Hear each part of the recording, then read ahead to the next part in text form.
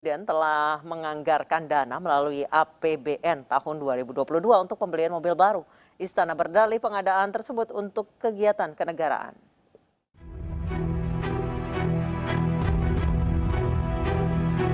Satuan Kerja Istana Kepresidenan Jakarta menganggarkan dana sebesar 8,3 miliar untuk pengadaan mobil baru.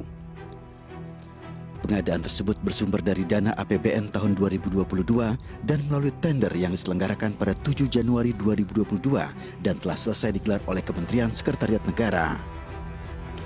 Berdasarkan informasi dari situs LPSE Kementerian Keuangan, tender telah dimenangkan oleh PT Satria Internusa Perkasa yang berlokasi di Depok, Jawa Barat. Pengadaan kendaraan bermotor jenis SUV ini disebut-sebut berkapasitas di atas 5.000 cc. Kepala Sekretariat Presiden Heru Budi Hartono mengaku pengadaan kendaraan oleh pihak istana diakuinya untuk kegiatan kenegaraan dan tamu-tamu negara dan sudah direncanakan sejak tahun 2018 dan telah disepakati dilakukan hingga tahun 2024. Lebih lanjut, beberapa kendaraan yang diadakan merupakan peremajaan kendaraan yang telah dihapus pada tahun 2021. Pemirsa, benarkah mobil baru senilai 8,3 miliar yang dibeli istana untuk tamu negara? Kita telah bergabung dengan tenaga ahli utama kantor staf kepresidenan Ali Mokhtar Ngabalin. Selamat malam, Bang Ali. Mbak, Assalamualaikum warahmatullahi wabarakatuh. Waalaikumsalam warahmatullahi wabarakatuh. Bang Ali, 8,3 miliar itu beli mobil macam mana, Bang? Ya, ini kan orang banyak menyebarkan berita yang tidak semestinya ya. Kalau di media sosial dan beberapa grup itu sekarang sudah disebarkan bilang 83 miliar. Yang benar itu adalah 8,3 miliar. Dana ini memang dipakai untuk pengadaan 4 unit mobil yang bukan saja baru dibahas kemarin sehari dua, bukan. Ini kan dibahas sejak tahun 2018. Dibahas dengan Menteri Keuangan, dibahas dengan Sekretariat Kantor Wakil Presiden, dan lain-lain sebagainya. Kenapa ditanya baru sekarang 2022 realisasinya? Ya, karena memang sadar akan pagu anggaran yang minim. Makanya itu diatur secara bertahap. Kemudian pengadaannya memang secara bertahap dengan harapan bahwa kendaraan-kendaraan atau mobil 4 unit itu bisa membackup kegiatan-kegiatan kenegaraan untuk menunjang pengadaannya untuk tamu-tamu VVIP, tamu-tamu kenegaraan yang sebetulnya dalam beberapa kesempatan ada juga yang bertanya kenapa tidak leasing, kenapa tidak sewa, dan lain-lain sebagainya. Oh, justru sebelum ini kan kami sewa, Sekretariat Negara itu sewa. Nanti baru tahun 2022 ini kemudian diadakan. Jadi memang kalau tidak banyak mendapatkan informasi, tentu banyak orang memberikan komentar yang sesungguhnya tidak sesuai dengan apa yang sesungguhnya terjadi. Itu sebetulnya sungguh kita sayangkan juga, tapi tidak apa-apa. Kami akan terus bisa melakukan klarifikasi terkait dengan berbagai simpang siur atau berita-berita yang menyesatkan ruang publik. Makanya kami juga tegaskan ini. Bang Ali, mobil siapa saja yang perlu diganti, Bang Ali, dengan 8,3 miliar itu? Kalau ditanya Mbak, maka tahun 2021 itu ada beberapa mobil yang kendaraan yang memang sudah dihapus. Karena itu ada peremajaan yang diadakan oleh Kementerian Sekretariat Negara dalam rangka tadi membackup kegiatan-kegiatan kenegaraan yang selalu standby ada di Istana Negara. Baik, dalam waktu dekat apakah akan ada tamu negara yang datang, Bang, untuk berkunjung?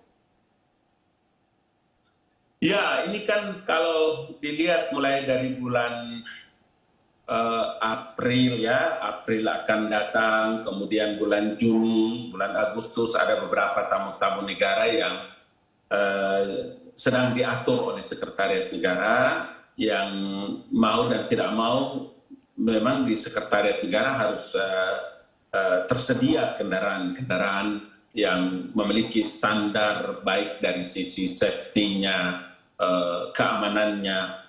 Tadi sempat juga di Istana Negara, saya juga ditanya bahwa kenapa tidak leasing dan lain-lain sebagainya disewa.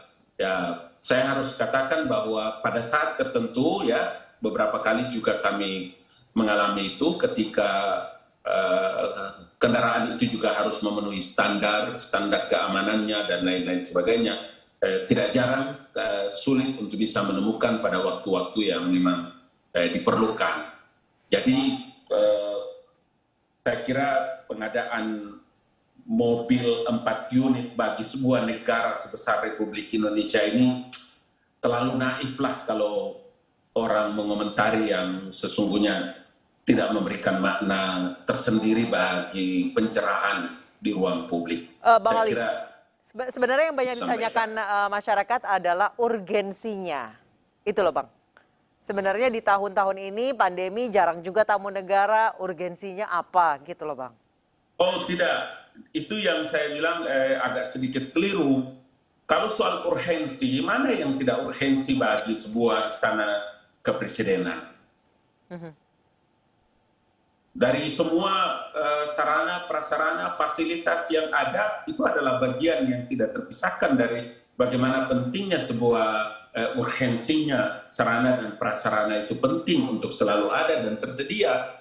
Sehingga kalau kita bicara 48,3 miliar kemudian kalau tadi mereka banyak kaitkan juga dengan masalah pandemi, udah kalau pandemi itu alokasi anggaran pendapatan belanja negara yang tidak lagi bisa diganggu gugat. PEN itu tahun 2022 itu 455 triliun baik dari dana kesehatan, perlindungan sosial dan lain-lain sebagainya. Nah, kalau masuk ini anggaran 8,3 miliar ini untuk pengadaan kendaraan atau mobil ini, saya kira tidak naif lah ya kalau banyak orang yang mengomentari masalah ini. Baik, Bang Ali, terakhir ini banyak juga pertanyaan dari netizen. Memang terakhir ganti mobil untuk tamu negara tuh tahun berapa, Bang? Kemarin tahun dari 2018, 2021 itu kan memang selain ada yang diremajakan, ada beberapa kendaraan yang memang kita leasing. Tapi dari luar orang tidak pernah tahu bahwa bagaimana tingkat urgensinya kendaraan-kendaraan itu diadakan oleh Sekretariat Negara.